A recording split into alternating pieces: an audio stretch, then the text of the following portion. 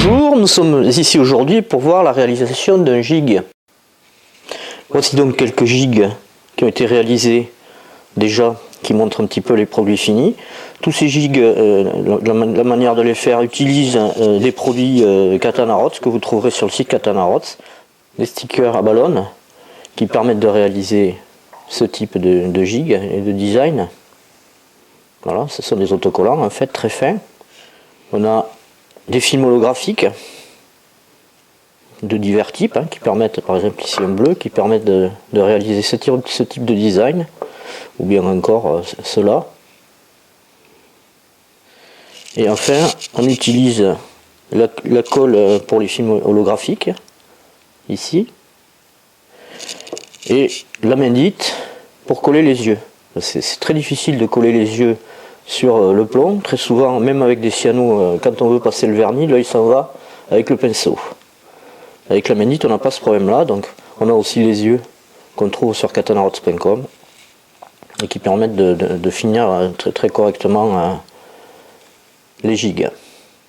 Voilà, et enfin et surtout, le vernis époxy bicomposant qui est l'élément essentiel, parce que c'est pas le tout de faire un design très correct sur un gig. Si on ne le protège pas très correctement avec un vernis blindé, en fait, ça ne fonctionne pas. Ce vernis a l'avantage d'être totalement incolore, d'être très dur, et il a une particularité, c'est qu'il se liquéfie en chauffant. On en verra l'utilité tout à l'heure. C'est une particularité vraiment très utile pour faire des séries de gigs en particulier.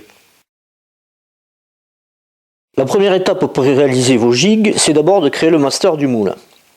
Pour ça, on va utiliser de la pâte à modeler Fimo qui durcit au four. L'objectif étant de réaliser la forme que l'on veut et ensuite de la faire durcir au four 30 minutes à 110 degrés. Elle deviendra complètement dure et ça permettra de créer le moule au final. Donc on commence par faire une petite forme. Moi j'utilise directement des inserts déjà tout faits. Ça permettra de les mettre directement à la bonne longueur dans le moule. Ils seront en vente aussi sur le site Katana Rods. Et je fais directement mon master sur cet insert. Donc il suffit de faire la forme qu'on veut et puis de la faire durcir au four. Voilà. Donc on la travaille comme on veut, ça donne ceci.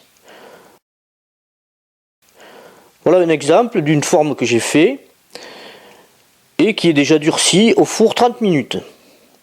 On peut la poncer pour qu'elle soit parfaite. Pour avoir une correspondance entre la densité de votre pâte Fimo et le gig final, il est évident qu'on ne peut pas savoir exactement quel poids fera votre gig comme ça. Pour ce faire, j'ai réalisé un petit logiciel que vous pouvez télécharger gratuitement sur Katana Rods. Il vous suffit de rentrer le poids de votre master en Fimo et il vous calculera automatiquement le poids de votre gig final. Maintenant, nous allons réaliser un moule en deux parties pour pouvoir coller nos gigs. Donc on prend la pâte à modeler, on met le master, on l'enfonce jusqu'à la moitié. On va supposer que c'est de la pâte à modeler ici. On crée des rebords pour pouvoir couler le RTV, en bois ou en plastique. On coule la première partie du RTV, on laisse sécher une nuit. Et le lendemain, on reprend l'autre partie, on met comme ça et on coule la deuxième partie du RTV. On mettra un produit gras pour éviter que les deux ne se collent entre elles, évidemment. Donc suite à ça, on a un moule en deux parties qui permet de couler nos gigs. Et l'intérêt, c'est que ce moule est directement à la bonne taille aussi pour des inserts qu'on peut acheter tout près sur le site internet Katana Rods. Ils sont directement à la bonne longueur et installables pour le gig voulu. Voilà, donc on va préparer notre coulage de gigs pour pouvoir couler nos gigs. Donc on prend de la pâte à modeler, on met le master jusqu'à on crée des rebords. C'est long le moule, je vais mettre trois petits serre-joints pour être sûr que ça tienne un peu. Voilà, on a fini de couler, on va attendre un petit peu, le laisser refroidir un peu.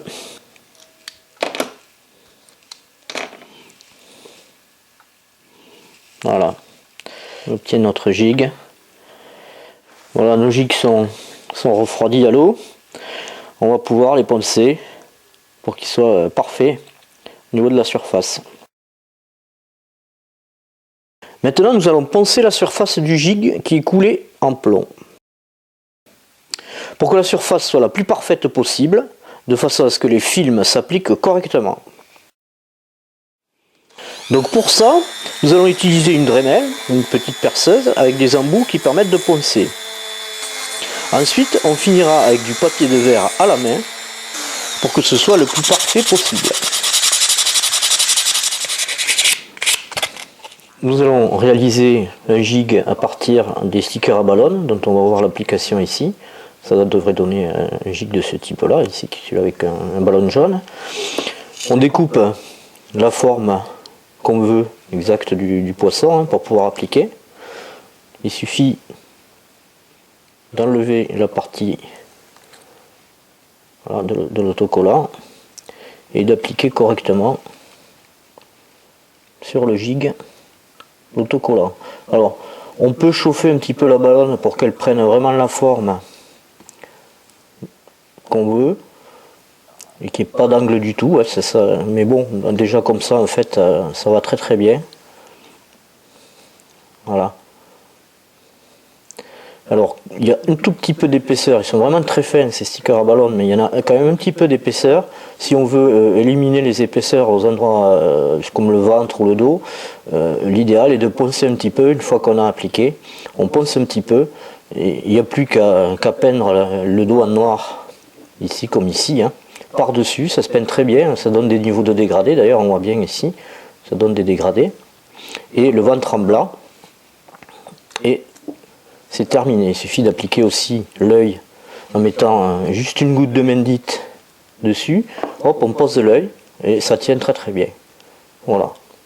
Très facile à réaliser, juste à poser le sticker, l'œil, un petit coup de peinture ou même avec un marqueur noir, ça le fait très bien. Et c'est tout. Et bien sûr par-dessus le diamond qui permet de blender le tout. Donc maintenant nous allons voir un gig qui est réalisé avec un film holographique, ça donne quelque chose de ce goût là, ici avec un holographique argenté. Là on va mettre un holographique or. Alors le principe est le suivant, on a une colle qui est blanche, qu'il faut appliquer, il y a un pinceau applicateur avec. On applique cette colle, donc vous voyez elle devient blanche, elle est bien blanche sur le leurre. On l'applique là aux endroits où on veut l'holographique. Alors on peut faire des formes, par exemple si on veut ne mettre que des rayures, on peut mettre des lignes, etc. On fait ce qu'on veut. Le film holographique ne s'appliquera qu'aux endroits où il y a la colle. Il faut laisser sécher cette colle demi-heure. En séchant, elle devient totalement translucide. On peut aussi accélérer avec un sèche-cheveux, mais l'idéal c'est vraiment de la laisser au moins demi-heure jusqu'à ce qu'elle soit complètement translucide.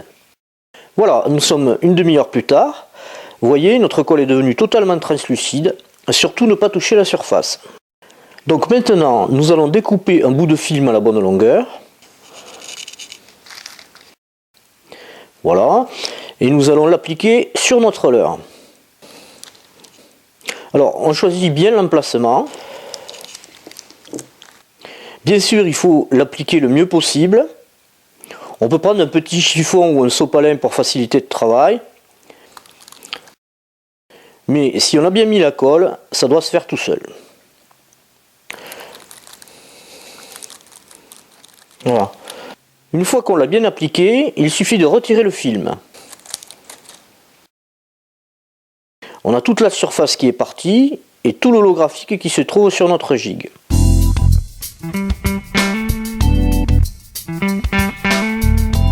On n'a plus qu'à faire l'autre côté et peindre le dos en noir ou d'une autre couleur, bleu ou autre couleur, et peindre le ventre en blanc.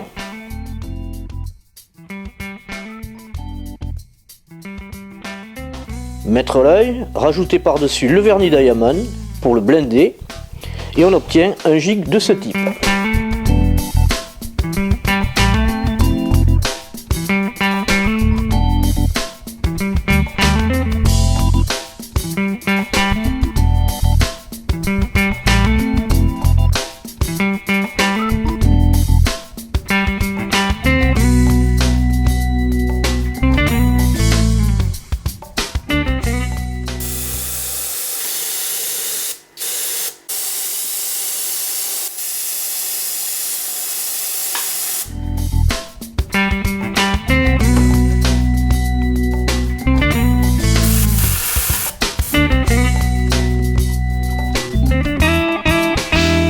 Bien, nous allons maintenant coller les yeux sur nos gigs. Pour ça, nous allons utiliser la Mendit qui permet juste avec un petit point une petite goutte de coller correctement l'œil. Sinon, il a du mal à se coller sur la peinture et sur le plomb. Et quand on va passer le vernis au pinceau, il risque de partir. Donc on va juste mettre une toute petite goutte de Mendit à l'endroit où on veut mettre notre œil. Ensuite, on va prendre notre œil, la poser à l'endroit voulu. Voilà. En séchant, la Mendit va bien maintenir l'œil. On n'a plus qu'à faire ça sur tous les gigs.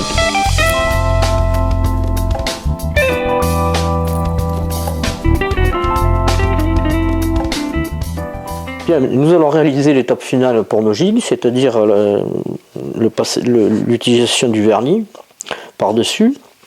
Alors, on utilise pour ça le vernis Diamond, qui est un vernis époxy bicomposant, qui, comme on le voit, ne jaunit pas du tout, et qui a la particularité de se liquéfier en chauffant. Alors ça permet, par exemple, quand on a une grande série de leurres, de pouvoir de temps en temps passer un coup de sèche-cheveux pour le reliquéfier et continuer à le passer au pinceau. Alors le principe en fait, c'est qu'il se passe au pinceau, on n'a plus qu'à prendre les gigs et c'est tout.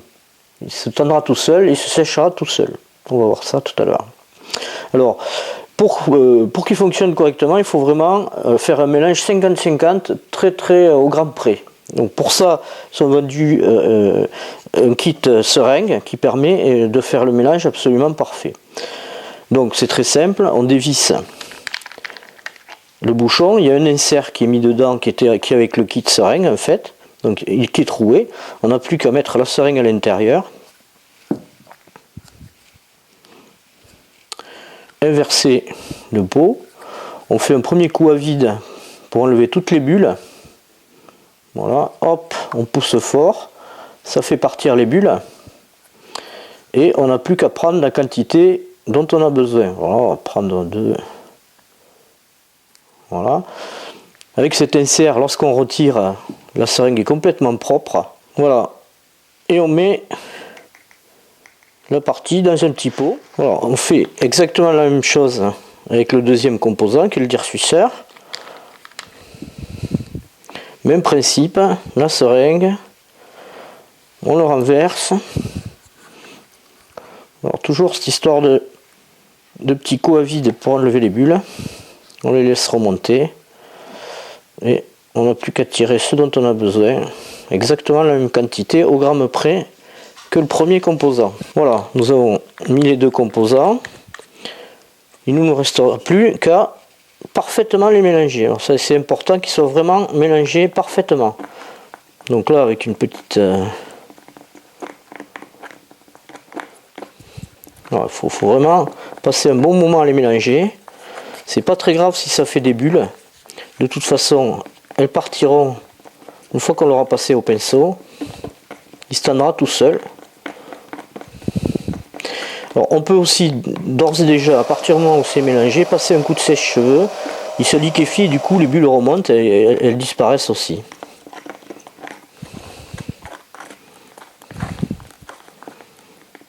Voilà. Faut pas hésiter à passer un bon moment à le mélanger. C'est vraiment important que les deux composants soient parfaitement mélangés. Voilà. Le produit est mélangé, on a les deux composants. Il est prêt à être passé sur nos gigs au pinceau.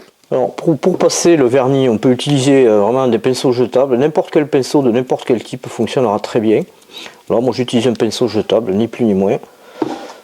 Voilà, on n'a plus qu'à y aller. Alors, dès qu'on va mettre le vernis, tout de suite les couleurs vont prendre de la profondeur. On va bien mieux voir en particulier l'holographique qui est dessous. Et ça sera encore mieux quand il sera sec. C'est l'avantage du vernis, en dehors du fait qu'il protège, il rend aussi la profondeur aux couleurs. Voilà, ça donne quand même un résultat tout à fait superbe.